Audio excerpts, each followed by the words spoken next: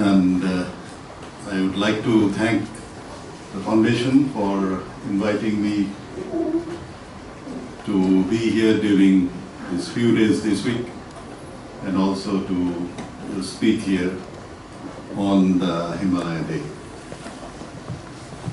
I will be talking on the Himalayan future. There are lots of issues on Himalaya that one can talk about, but I have very little flexibility. I will try to finish in 25 minutes or 30 minutes and then go for a 15 minutes discussion. Among the various dimensions, I would like to talk about the transition, equity and ecological stability, issues in future of the Himalaya. Now, what is Himalaya? Everyone talks about the Himalaya. Himalaya has been mentioned in the various writings, both they are ancient and modern, and scientific and literary, over thousands of years. Himalaya has been mentioned, but what is Himalaya has not been very clear. The geographical area which is covered by this vast mountain range has not been very clearly identified. The need was also not felt by the various communities who live in this mountain. And the need has been felt more recently when the macro identity of Himalaya was becoming an object of global negotiation in the Rio process. And it is precisely in 1990 and 91 when a book called The State of the World's Mountains was being written, and I had the responsibility of the chapter on the Himalaya, that the question came up, what is Himalaya? And that is how I was working at ICIMOD at the time, and the first map of Himalaya was produced by ICIMOD. I'll come to that in a few minutes. The overall region of the Himalaya is this. I'm not talking about exactly what is Himalaya, but the overall region is the mountainous area. At the core of this is the Qinghai Tibet Plateau, which is in China. And at the periphery is the southern slope of the Himalaya, which includes large parts of the Indian Himalaya, whole of Nepal, whole of Bhutan, and there are small, of course, there is a large part of Pakistan in the Indus Valley. And in this, how could one come to identify in this broad area what is Himalaya and how it can be mapped? That initiative was undertaken, and the Himalayan region, which was then identified as the area where Hindu Kush mountain comes, and it is called the Hindu Kush Himalayan region. It has an area of 4,192,000 square kilometers and is spread over 8 countries: Afghanistan, Bhutan, Bangladesh, China, India, Myanmar, Nepal, and Pakistan. This is the land which is the Himalaya. And what is the criteria for this? If time permits, I can go in those details, but at the moment I will not take the time to describe the details. This is the map which came out, in which the dark green area is the upland, which is called the Himalaya Hindu Kush region, or Hindu Kush Himalayan region, HKH. And the light blue, these are the various river basins where water is discharged from the uplands and people use it. So the Himalaya is not necessarily the dark green area. It has strong linkage with the larger blue areas, which is the various river basins I understand that there is a big interest in Nepal-India geographical area in the foundation, and I would like to and try to talk about the Nepal-India situation in some more details. Now, I have talked of the land, and one important thing is that this land also has the highest peak on earth at 8848 meters above sea level, and it's known by the three dominant names: Sagarmatha, which is the Nepali name, Chomolungma, which is the Tibetan name, and Mount Everest, which is a name that was given in 1980s by the Survey of India. And the calculation of 1880s. Pardon me? 1880s. Yes. Yeah. The calculation of this altitude of the peak was first made by Sikdar, who was a very reputed expert on the trigonometric survey with the Survey of India and the Calcutta office. However, when it was proven that this is the highest peak on earth, the name went to the then Surveyor General of India, George Everest. So that is how we also know Mount Everest. It's not Mount Sikdar. Now I come to the people of this land, because in any understanding of the Himalaya, you cannot avoid, it is not mountain per se, but a tremendous amount of human activity has changed that mountain, is changing that mountain, and it is important to understand the people's dimension. And the population distribution is very uneven, with the densely populated southern aspect. The northern aspect is relatively less populated, and in the southern aspect we have Bhutan, Nepal, and large areas of India as well as Pakistan, and often getting described as the Himalaya. In social science, the Tibet doesn't come so easily. In some of the books by Berryman, where he has written a book, Hindus of the Himalaya, he only talks of the southern aspect, and in fact more precisely he talks of Uttarakhand. That gave me the idea that Himalaya is a very rich in its ethnic diversity, cultural diversity, and linguistic diversity. And it has people who are following various beliefs, from atheism to Hinduism to Islam to Buddhism and many other smaller forms of beliefs. So that gives it tremendous human diversity. And then I come to that humans need water, and how is the water distributed.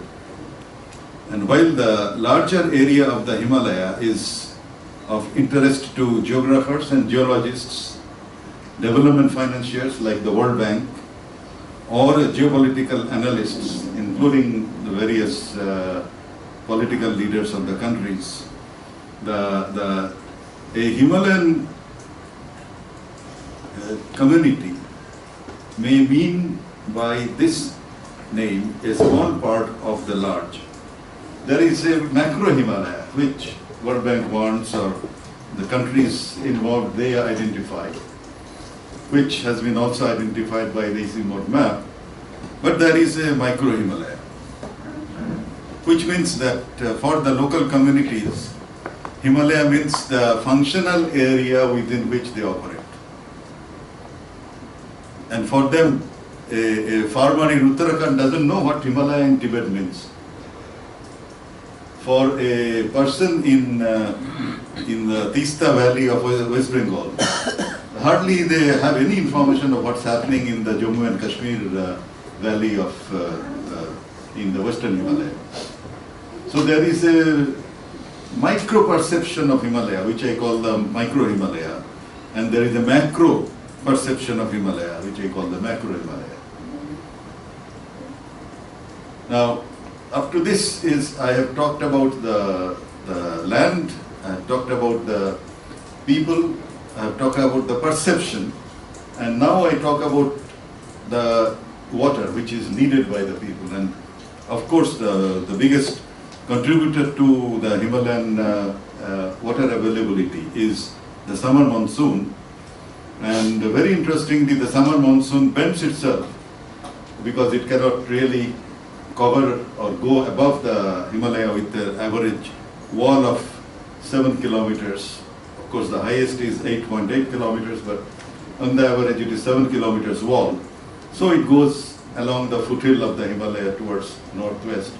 So creating a southern slope which is very rich in water, and a northern slope and the Tibetan plateau which is much less water endowed. Now the larger part of the Himalaya, in terms of area, larger part of the Himalaya belongs to China. In terms of water, the larger part of the water of the Himalaya belongs to India. The area-wise, India doesn't have that much, but water-wise, India has a lot. Area-wise, China has a lot, but water-wise, China doesn't have that much. And I have covered that aspect. Let me now go into, if you go into the, what is called Trans-Himalaya, which is across the Himalaya where monsoon doesn't enter, the summer monsoon, the annual average precipitation is about 175 millimeters. And rivers depend heavily on snow and glacier melt. I always put the snow and glacier together because we have a tremendous amount of fascination about Himalayan glaciers. But there is very little scientific assessment of the snow melt contribution in the rivers. Snow is a very important contributor and probably much more important than glacier melts. But measuring snow is difficult. But this photograph shows the highest sort of vegetation is brown looking grass, and only a yak based pastoralism is the main economy that is practiced there. And you can see the river which is clean, which is coming from snow and glacier melt, and it is gentle river. On the other side, where you have a lot of rain, you have a plentiful of water.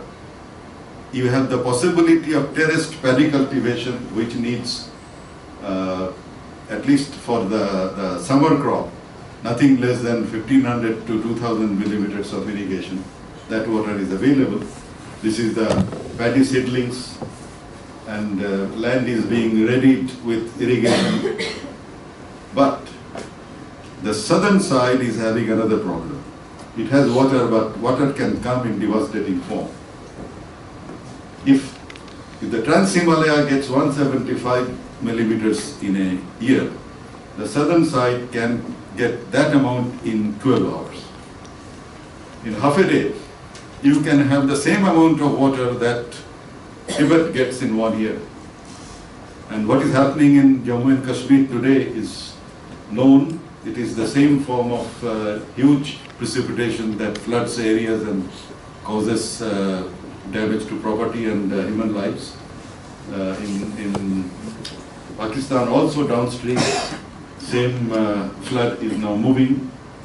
And this is an example of what happens when you have that sort of 200 millimeters, 300 millimeters of precipitation, rainfall in 12 hours, in 14 hours.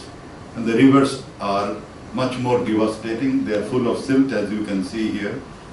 And they are causing major geomorphological alteration. And because of the human occupation of the alluvial sort of fans, you can see here, they are often are devastated, as it has happened in the Kedarnath event, as it has happened recently in various forms in Uttarakhand. The alluvial fans are very attractive for irrigation and agriculture, but then the alluvial fans also, when flood comes, they are the first to go. Here, in about 2 days' time, this alluvial fan will go. So water comes with a risk, but then people want to take the risk. And most people in Asia have decided to live with the water rather than be afraid of the devastation. Let me now talk about Nepal and India a little bit. Nepal is sandwiched between two large countries. Northern part of Nepal is high altitude, very often permanently snowbound. Southern part is more sort of cultivable. There is a lot of fringe in the southern part where you have got good land.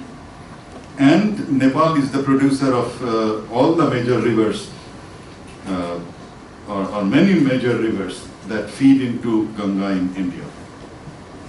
Most important is Kosi on the east, Karnali in the center, and Mahakali on the west. But the Nepal's population is very unevenly distributed. Population also follows the fertility of soil. On the northern boundary of Nepal, you have very sparse population. You can see on the color code. And the southern boundary with India is very densely populated, except two sort of mid-hill clusters. One is Kathmandu. But the population of Nepal is predominantly foothills and plains. And this story is repeated in Asia in general. Here is the population density of the southern foothills of the Himalayan arc in India, Nepal, Bhutan region, and also the population density in China, which you can see is at the flat plains, which is fed by the Yellow River and the Yangtze. So people have opted for Himalayan rivers. They have opted for living in these plains, and the most dense areas are the Indus Basin, the Ganga Basin, a little bit of Brahmaputra, the Yangtze and Yellow River or Wanghe. And people have given their respect. The Chinese civilization has been tremendously dependent on the supply from Wanghe. And this is in China, that's the mother river, and this is in a town called Lanzhou. There is the memorial to the mother river. That is, the child is the Chinese population and the mother is the river. Same philosophy also applies in the case of India, and this is the Ganges being worshipped as a mother river in just when the main Ganga comes into the flat plains into a small town called Haridwar. The people go and assemble and worship the mother river. So there is a dependency of two very old ancient civilizations, the Chinese and the Gangetic. If you go to Indus, you'll see the same thing. The Harappan civilization has been the product of the Indus water supply. Now, this is the description of the Himalaya. And now I come to the transformation of the Himalaya, and to understand the future, it is important to understand the transition that has taken place, say, in the last 100 or 150 years. The issue of accessibility, mountains are inaccessible, mountains are relatively less accessible, and the whole issue of mountain development, if one can identify with one single parameter, is the issue of accessibility, either through roads or rails or communication. Roads, rails and communication had been there all the time, but their speed has undergone revolutionary changes. So the Himalayan communities had used for centuries the human and animal muscle power for their farming and for transportation, and this limiting the level of exchange with the human and muscle power and the animal muscle power. You really cannot do a very large scale exchange of anything in terms of materials to be carried. So there was a limited amount of interaction with the plains in terms of trade. There was relatively larger interaction in terms of migration for employment.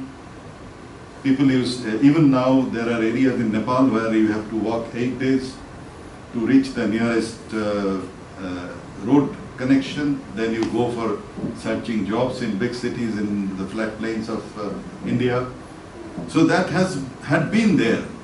But what has happened is mechanical transportation and electronic communication in the Himalaya has given the access to market forces in the interior areas and shaped people's aspirations. The muscle power has been replaced by additional sources of energy, electricity, initially wood fuel, then coal, then diesel and other forms of transportation has come in. This is the use of the animal and human muscle power. This gentleman can travel for 7 to 8 days. They usually travel in Nepal. This is a scene from Nepal. And carry about 100 kilograms, 80 kilograms of load. Now, this gentleman can cross mountain areas in 7 days that any of the mechanized transportation would cross in 5 or 6 hours and carry at least, I will give you the example of the Darjeeling Himalayan mountain railway, at least 1,000 times larger load. And that revolutionizes the mountain economy's link with the market economy in the plains. Here I have used this photo to show both the road and as well as the railway, how they revolutionized the economy of Darjeeling. The accessibility factor collapses once the artificial or non-muscle power based energy sources are used. So this tremendous urbanization in Darjeeling was initiated by the availability of both roads and railways. So the next one is more, another probably order of magnitude or 2 times order of magnitude more in terms of the bringing down the accessibility. This is the train which connects the Tibetan plateau with the flat plains, northern flat plains of China. And this is among the earliest intervention of railway in the Himalaya. This is one of the most recent intervention of the railway in the Himalaya. And with such high-powered transportation system and the electronic communication system, accessibility factor in the mountains have gone tremendously high. Inaccessibility has almost started to sort of wither away. So, with the accessibility, urbanization comes, and here comes the issue of how inequity and unsustainability is to be addressed in the background of this very rapid transition, which is bringing the market into the interior at a very, very rapid rate. The most significant transformation that is taking place in the Himalayan areas is greater accessibility and communication with increased market penetration. There are places where one couldn't even see sort of basic items that one can buy in the cities in the Himalaya, which is 50-100 kilometers inside. But today, you can really have full-fledged purchasing, even in relatively interior areas.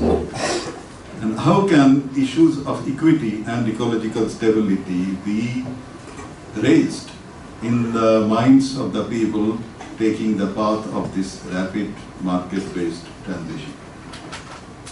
Now, the transition is overwhelming.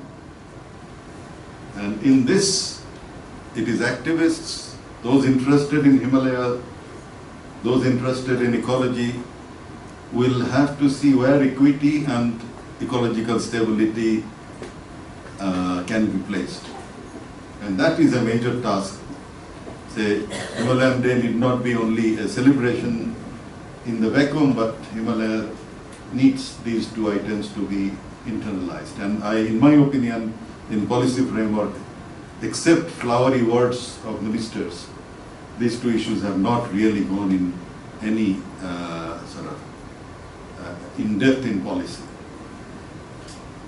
So, this is the habitat of the traditional agri-pastoral economy, where the ground floor is occupied by the animals, the first floor is occupied by the humans. People were happy when they didn't know about what is the outside world. If you still go and talk to people in 70s and 80s of age, they will say this is fine. But if you talk to people who are in their 20s, they will say this is not fine. About 20 kilometers from this residential house is the city of Dehradun. And the young want to go to these sort of habitats. No more this is needed. In fact, large areas in the Himalaya, particularly if I refer to the India-Nepal border, Uttarakhand, land is getting to be discarded. And people are moving to various forms of business and employment, not only in cities like Dehradun, which is the capital of the state of Uttarakhand, but throughout the world. And this brings that in this tremendous expansion of the economy, what is happening to the natural environment? Because no one is much concerned about natural environment in practice. In lectures, yes, but in practice, no. So the cultural transformation that is taking place, which is ignorant of, which is neglectful of equity and the ecological stability factor, it's accentuated further by the issues of climate change. Climate change brings in further uncertainty. And the Himalayan climate change is not an easy matter to be forecast. There are lots of models being applied, lots of sweeping statements being made, but Himalaya-specific regional climate model has not yet come out. We are borrowing models of other countries, applying it on the Himalaya. It is not going to give us any meaningful predictions. To understand Himalaya, we have to have Himalaya-specific modeling of the climate process. And that takes at least 30 years now. Okay, thank you. Now, global warming and climate change are realities with serious impacts. So we have three factors: equity, ecological stability, complicated by climate change. One can talk at length on these, but I will stop. There is indication that there is time has come for me to stop. And so I come to my last sort of frame here. The global market is penetrating into the inaccessible Himalaya.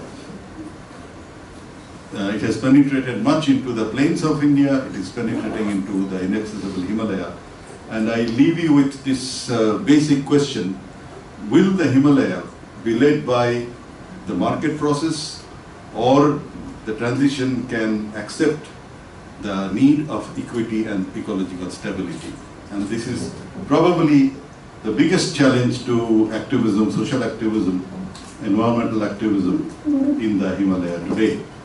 I leave you with that question, and thank you for your attention.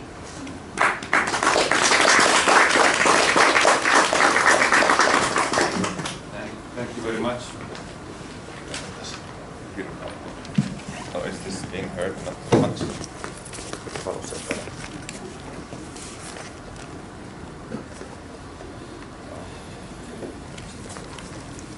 So now there's time for questions and answers. Who would like to start? Some 10-15 minutes. Yes.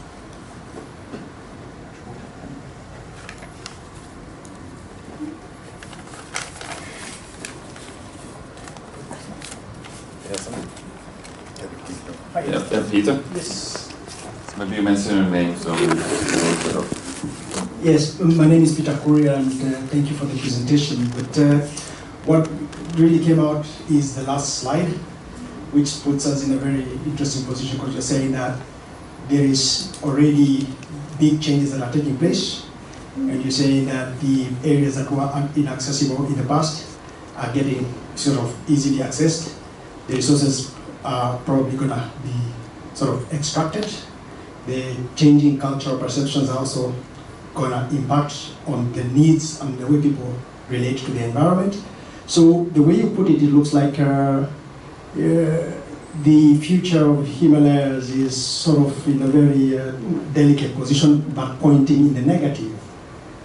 Is that sort of what you see? Is it like there is a big danger that the Himalayas is going to be transformed to a point where we have no means of maybe intervening? Because what you've just mentioned as well is that for us to understand how to intervene, we need a specific model that is directly only sort of looking at the Himalayas itself, rather than us looking at what the global climate change is sort of being perceived at the moment. So from your perspective, are you telling us that the Himalayas is sort of heading in a direction that probably extinction? What is the message? Is it like, what can we do? Because it looks like it's a very desperate situation. Yeah, the situation is definitely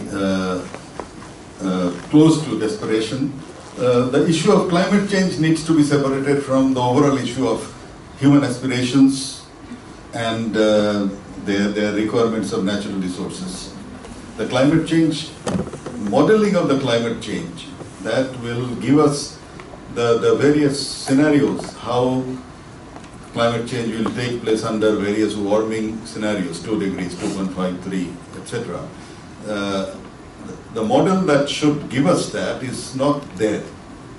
Serious attempts are being made to develop a Himalayan-specific climate model. But Himalayan climate itself is a science which is very weak, because database in the Himalaya is very poor.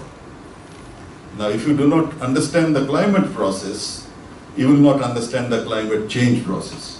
So for that, I will take the climate change out. I am only talking of the economic aspirations of the people, population which is also increasing, a large population with their large economic aspiration, the ecological stability issues not really being at the core of much of the macro understanding, and hence the macro understanding looks at Himalaya as a source of water and hydropower. To some extent used to be also of timber, medicinal plants, and macro understanding is coming in conflict with the collective micro. And the collective micro is the hope. If the collection can be properly organized, sensitized, informed, and proper confrontation with the macro aspirations are engineered, then only the issues of equity and issues of ecological stability can be infused into the way transformation is taking place in the Himalaya, which is now almost a free hand to the market.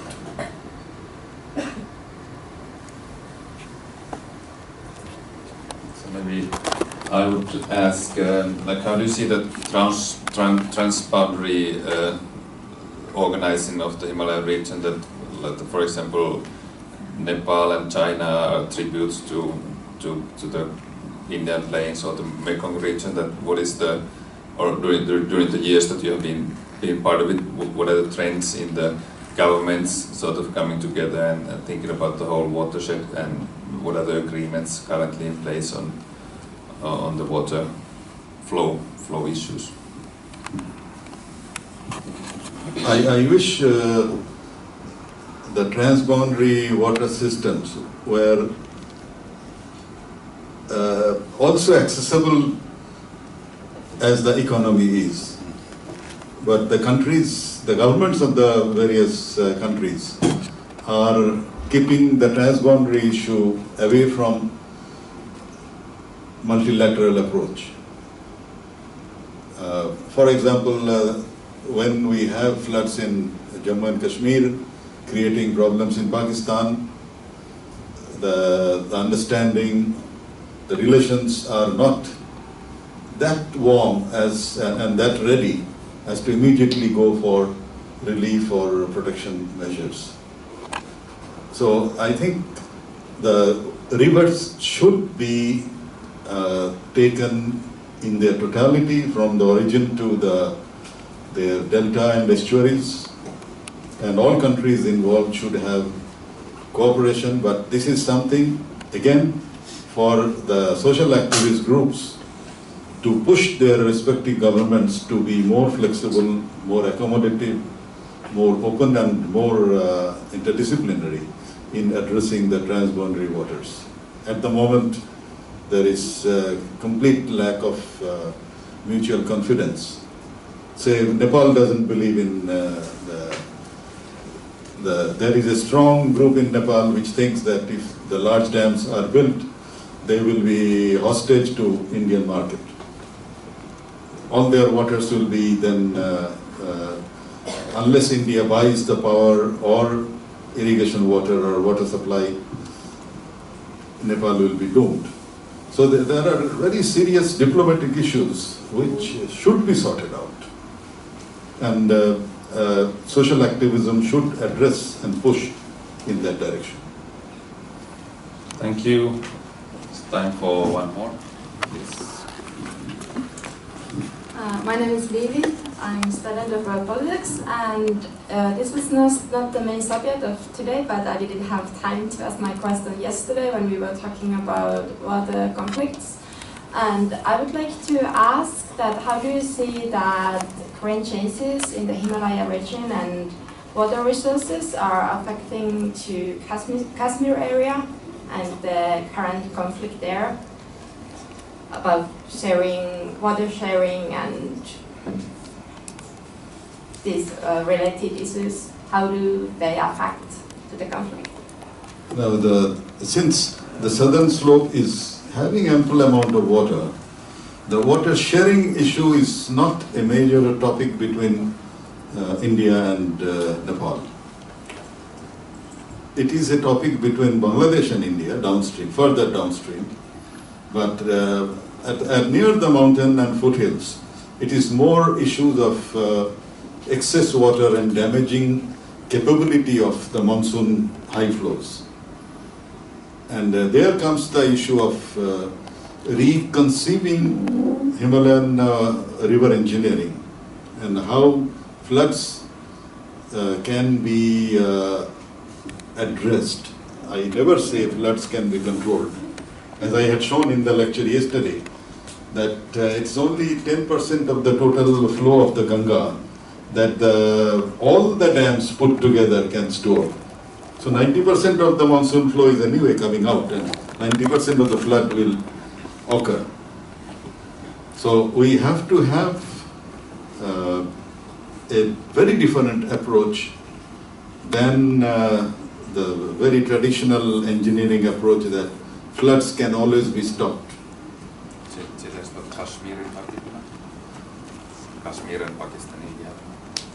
I think the Kashmir event is definitely part of the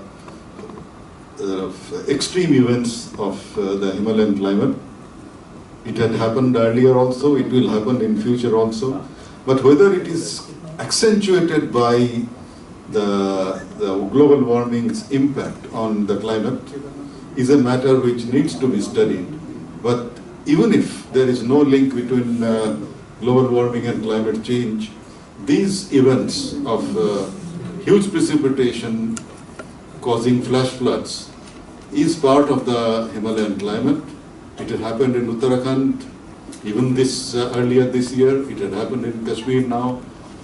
So these are beyond the traditional engineering concept of a river, which came from Europe. European rivers are very, very gentle. They do not have drastic change in their flows. Every month there is some rainfall, and the rivers are almost uniform. As I call it, the horizontal rivers, whereas the monsoon-fed rivers are vertical rivers. So a total, and of course the whole issue of solids. Himalayan rivers carry both liquid and solid, whereas Himalayan river engineering only considers the liquid part and completely ignores the solid part. So I have been campaigning that river policy cannot be water policy. River policy has to be water policy and sediment policy. If you do not have a sediment policy, your water engineering will be all unsustainable. Any other? Well, there will be a chance to come back to your topics in the closing panel. So thank you for the talk so far.